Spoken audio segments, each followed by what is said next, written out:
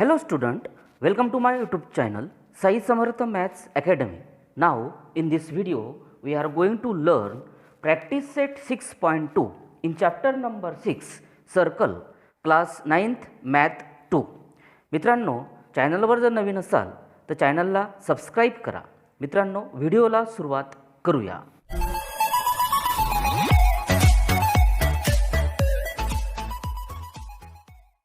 मित्रांनो practice set 6.2 हा properties of congruent chords या दोन प्रॉपर्टींवर आधारलेला आहे. त्या प्रॉपर्टी आपण सुरुवातीला समजून घेऊया. प्रॉपर्टीज ऑफ कॉन्ग्रुअंट कॉर्ड्स त्याच्यातली नंबर 1 ची प्रॉपर्टी पहा. Congruent chords of a circle are equidistant from the centre of the circle. मित्रांनो याच्यात काय दिले आपल्याला की जर समजा वर्तुळाच्या कॉन्ग्रुअंट कॉर्ड्स म्हणजे दोन जीवा जर इक्वल असतील, कॉन्ग्रुअंट असतील. आता या वर्तुळामध्ये ए बी आणि सी डी या दोन जीवा कॉन्ग्रुअंट आहेत. लक्षात पहा, chord A B congruent chord C D जर दोन जीवा जर एकरूप असतील तर त्या equidistant from the centre of the circle. तर वर्तुळ केंद्रापासून, वर्तुळाचा केंद्रबिंदू आहे ओ, या वर्तुळ केंद्रापासून त्या समान अंतरावर असतात. म्हणजे ओ पासून हे ए बीचं अंतर म्हणजेच ओ पी आणि ओ पासून कॉर्ड सी डीचं अंतर म्हणजेच ओ क्यू हे समान असेल. Okay, then distance O P equal to distance O Q. पहिली प्रॉपर्टी पहा मित्रांनो की एकरूप जीवा वर्तुळ केंद्रापासून समान अंतरावर असतात. अशा प्रकारची ही पहिली प्रॉपर्टी आहे. नंबर 2 ची प्रॉपर्टी पहा मित्रांनो. The chords of the circle equidistant from the centre of the circle are congruent. की वर्तुळ केंद्रापासून जर समान अंतरावर जर दोन जीवा असतील. आता वर्तुळ केंद्र ओ आहे, ओ पासून पी पर्यंतचं अंतर आणि ओ पासून क्यू पर्यंतचं अंतर जर इक्विडिस्टंट असेल, chords of the circle equidistant from the centre म्हणजे वर्तुळ केंद्रापासून जर दोन जीवा समान अंतरावर असतील. समजा आकृतीमध्ये लेंथ ओ पीचं अंतर आणि लेंथ ओ क्यूचं अंतर हे दोन अंतर जर समान असतील तर त्या ज्या दोन कॉर्ड्स आहेत ए बी आणि सी डी या दोन्ही कॉर्ड्स या कॉन्ग्रुअंट असतील. Then the chords A B congruent chords C D. दुसरी प्रॉपर्टी दिली मित्रांनो तुम्हाला की वर्तुळ केंद्रापासून समान अंतरावर असलेल्या ज्या दोन जीवा आहेत त्या एकरूप असतात. म्हणजे ए बी आणि सी डी या दोन जीवा एकरूप आहेत असं आपण म्हणू शकतो. प्रॅक्टिस सेट 6.2 मधील नंबर 1चं एक्झाम्पल पहा. Radius of circle is 10 centimeter. There are the two chords of length 16 centimeter each. What will be the distance of these chords from the center of the circle? आपल्याला काय दिलं मित्रांनो की radius of circle, वर्तुळाची त्रिज्या दिली तुम्हाला 10 centimetre आणि ज्या दोन कॉर्ड आहेत की ज्या इक्वल आहेत त्यांची लेंथ दिली तुम्हाला 16 सेंटीमीटर प्रत्येकाची. तर तुम्हाला त्या दोन कॉर्ड केंद्रापासून किती अंतरावर आहेत हे तुम्हाला विचारलेलं आहे. आता दिलेलं अंतर काय मित्रांनो, रेडियस दिली तुम्हाला. आकृतीमध्ये जर काढले आपण तर ए बी ही एक जीवा दिसते तुम्हाला, सी डी ही दुसरी जीवा दिसते आहे आणि रेडियस म्हणजे ओ बी आणि ओ डी. लक्षात, तर लेंथ ओ बी आणि ओ डी हे जे दोन अंतर आहेत हे समान आहेत म्हणजेच त्याला आपण रेडियस म्हणतो. ते दिलेले तुम्हाला 10 सेंटीमीटर रेडियस ओ बी आणि ओ डी. त्यानंतर दोन कॉर्ड्स आहेत, कॉर्ड्स दुसऱ्या कॉर्ड आहेत A B congruent chords C D. Okay, A B आणि सी डी दोन कॉर्ड कॉन्ग्रुअंट आहेत. प्रत्येकाची लांबी दिली तुम्हाला 16 centimetre. Therefore A B equal to C D equal to 16 centimetre. Okay, दिलेल्या गोष्टी आपण पाहतोय. What will be the distance of the chord from the centre of the circle.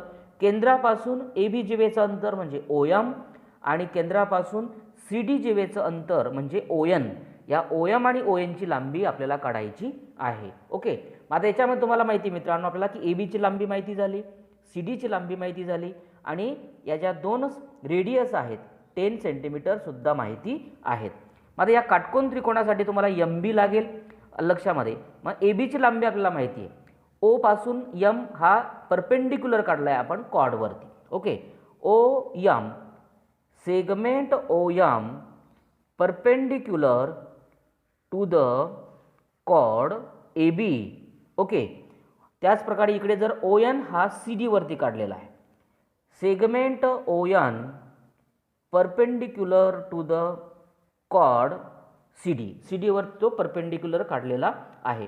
म्हणून परपेंडिक्युलर जर काढला असेल तर आपल्याकडे एक थेरम आहे मित्रांनो. ही प्रॉपर्टी दिलेली तुम्हाला की perpendicular drawn from the centre of the circle to the chord bisect the chord. जर जिवेवर लंब काढला तर जीवा दुभागली जाते, म्हणजे ए एम आणि एम बी हे अंतर सारखं येईल. आपल्याला ए बीची लांबी माहिती आहे, आपल्याला एम बी काढायचा आहे. मग एम बी हा ए बीच्या हाफ असेल. Okay, therefore M B equal to 1/2 A B. Therefore 1/2 A बीची लेंथ आपल्याला माहिती आहे मित्रांनो, ए बी दिला आहे 16. ओके, 2 1 जा 2, 2 8 जा 16, 8 सेंटीमीटर. म्हणजे आपल्याला एम बीची लांबी मिळाली मित्रांनो 8 सेंटीमीटर. तर आपल्याला ओ एम काढायचा आहे. आता हा राईट अँगल ट्रायंगल तयार झाला आहे पहा. In a right angle triangle O M B angle M equal to 90 degree. 90 अंशाचा कोण आहे मित्रांनो तो, त्यामुळे बाय द पायथ्यागोरस थेरम, पायथ्यागोरसच्या थेरमनुसार तुम्ही असं म्हणू शकता की कर्ण जो आहे ओ बीचा स्क्वेअर इक्वल टू काटकोन करणाऱ्या बाजू एम बी आणि ओ एम. देअरफॉर ओ एमचा स्क्वेअर प्लस एम बीचा स्क्वेअर. मित्रांनो आपल्याला याच्यामध्ये काय काढायचं आहे, ओ एम काढायचं आहे. ओ एम जर काढायचं असेल तर एम बी इकडे आणला तर तो मायनस होईल. Therefore O M square equal to O B square minus M B square. Okay, O बीची स्क्वेअर, ओ बी म्हणजे पहा ओ बीची लेंथ आपल्याला माहिती आहे रेडियस 10 सेंटीमीटर दिलेली आहे. 10 सेंटीमीटर मायनस एम बी. एम बीची लेंथ आपल्याला माहिती मित्रांनो आताच काढली आपण 8 centimetre. 8 centimetre. Okay, putting the values. Therefore 10चा स्क्वेअर जर केला आपण तर 100, 8चा स्क्वेअर येतो 64. यांची जर सबट्रॅक्शन केली तर ती येते 36. आता O M square equal to 36. Therefore O M equal to याचं स्क्वेअर रूट काढा. तशाच प्रकारे 36चं स्क्वेअर रूट हे येतं 6 सेंटीमीटर. ओ एमची लेंथ आपल्याला 6 सेंटीमीटर आली मित्रांनो. मग आता आपल्याला ओ एन सुद्धा काढायचा आहे. मित्रांनो आपल्याकडे property the congruent chords are equidistant from the centre of the circle. दोन जर जीवा एकरूप असतील तर त्या केंद्रापासून समान अंतरावर असतात. ए बी आणि सी डी ही कॉन्ग्रुअंट आहेत, म्हणून ओ एम आणि ओ एनचं अंतर कसं असेल, सेम असेल. म्हणून O M equal to O N. O एमची लेंथ 6 सेंटीमीटर आहे, तर ओ एनची लेंथसुद्धा ही 6 सेंटीमीटर असेल. मग आपल्याला डिस्टन्स बिटवीन द कॉर्ड आपल्याला सेंटरपासून काढायची होती. खाली लिहायचं तुम्हाला की distance of the given chords from the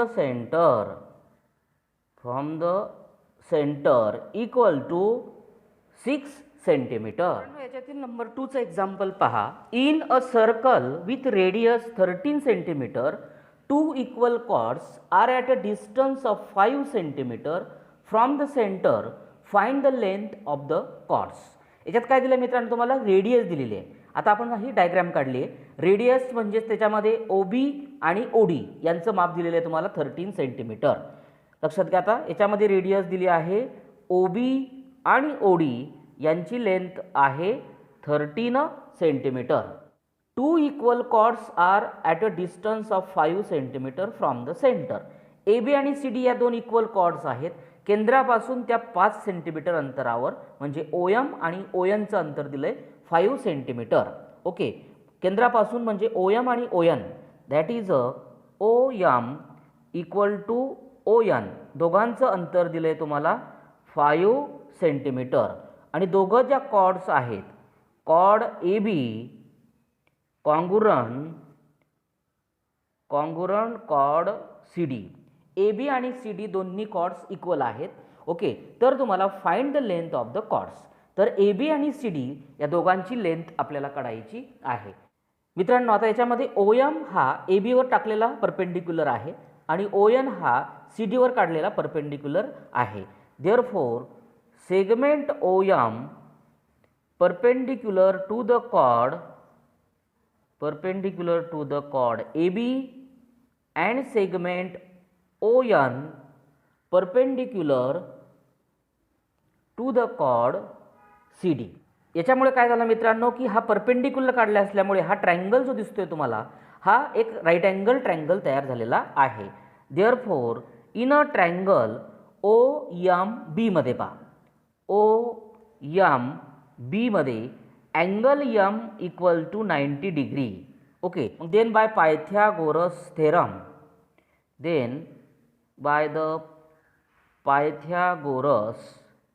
theorem, पायथागोरसच्या थेरमनुसार हा जो कर्ण आहे ओबीचा square equal to O M आणि एम बी या काटकोन करणाऱ्या बाजू, ओ एमचा स्क्वेअर प्लस एम बीचा स्क्वेअर. आपल्याला काढायची मित्रांनो एम बीची लेंथ काढायची. मग एम बी काढण्यासाठी ओ एम इकडे आणला तर मायनस होईल. Therefore M B square equal to O B square minus O M square. O बीची लेंथ दिलेली मित्रांनो 13 स्क्वेअर मायनस ओ एमची लेंथ आहे 5 centimetre. O M equal to 5 centimetre. 13चा स्क्वेअर करा 169, 5चा स्क्वेअर करा 25. याची जर सबट्रॅक्शन केली, 9मधून 5 मायनस केला 4, 6मधून 2 गेला 4. ओके, आणि 2 10 तसा राहील. मित्रांनो, आता याचं स्क्वेअर रूट काढायचं आहे. Therefore M B equal to root of 144, हा 12चा स्क्वेअर आहे मित्रांनो. म्हणजे एम बीची लेंथ मिळाली तुम्हाला 12 सेंटीमीटर. आपल्याला ए बीची लेंथ काढायची. मग आपल्याला हा ओ एम परपेंडिक्युलर काढला आहे ए बी वरती. मग आपल्याकडे एक थेरम आहे मित्रांनो, ही प्रॉपर्टी आहे की the perpendicular drawn from the centre of the circle to the chord bisect the chord. की समजा वर्तुळ केंद्रातून म्हणजे ओ मधून ए बी जीवेवर जर लंब काढला ओ एम, तर ही जी जीवा आहे ए बी ती दुभागली जाते. म्हणजे ए एम आणि एम बी हे तिचे 2 भाग होतील. मग आपल्याला एम बी दिलेला आहे मित्रांनो, अर्धा भाग दिला आहे, आपल्याला पूर्ण काढायचा आहे. मग ए बीची लेंथ काढण्यासाठी तुम्हाला 2 इंटू एम बीला जर तुम्ही 2ने गुणले तर त्याच्या पूर्ण ए बी भागाची लांबी मिळेल. दॅट इज 2 इंटू एम बीची लेंथ आपली आलेली आहे 12 centimetre. That is 12 into 2, that is 24 centimetre. A बीची लेंथ मिळाली मित्रांनो आपल्याला 24 सेंटीमीटर. तर सी डीची लेंथ सुद्धा काढायची आहे. तर ए बी आणि सी डी कॉन्ग्रुरंट आहेत.